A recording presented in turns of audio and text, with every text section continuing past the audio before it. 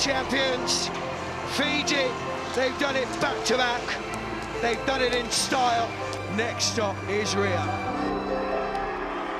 Being series champion and Olympic champion, it meant a lot to a tiny nation that regards sevens as a national sport. And there's only 2 times that I felt that we won the Olympics. Once when the referee blew the final whistle, and once when we arrived back home and see the reaction of the public. And some people very emotional about Fiji winning gold. It just showed me how big the win was and how people were proud, to be Fijian. Oh, and a beautiful ball! Out the back door it goes. This is Fiji at the very best.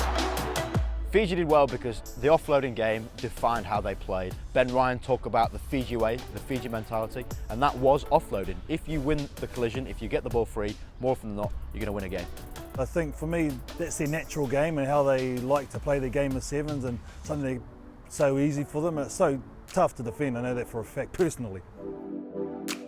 To the boys, we always say, keep talking, keep winning, keep talking, keep winning. Without seeing, you can use communication, sometimes you see no-look offloads. We converse in Fijians. We know what we're calling, and opposition don't know what we're saying. So I may be looking left and he'll be calling in our dialect. Oscar, I'm on the right, and you see somebody throw the ball on the right. And I think it's an edge that gives us in offloading. The Fijians are absolutely made for offloading. The fact that the majority of them are 6'5", with arms like a wingspan of an albatross, but also hands like frying pans. So they're able to get their hands free to offload, either over the top or round the back, which means they're going through the point of contact. And straight away as support runners, you can identify the space either side of the defender, which means you're picking up the gaps.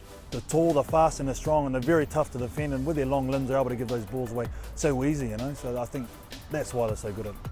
It's really difficult to try and stop any offloading team because it doesn't just take one defender, it takes 3, 4, even sometimes 5. And if you're playing in a game of sevens, that's a pretty difficult thing to do.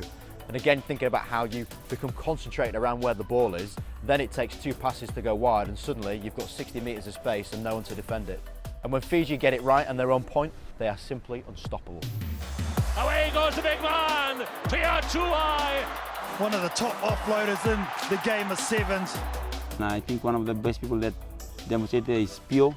I feel like when he gets the ball, he has all the time in the world, and I always tell him, like, Pio, you know what, you make the game of seven look so beautiful because you're offload, He'll attack 2, 3 defenders and the ball goes to the back or goes to the other side.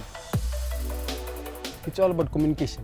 It's all about telling the guy in front of you, telling him what to do, you're directing him.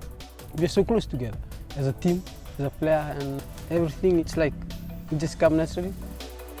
We treat each other as brothers, and we say we are family. And what we say to each other was, if I am weak, you help me. If you're weak, I help you. And I think that's important because it tends to bring out the love even more for each other.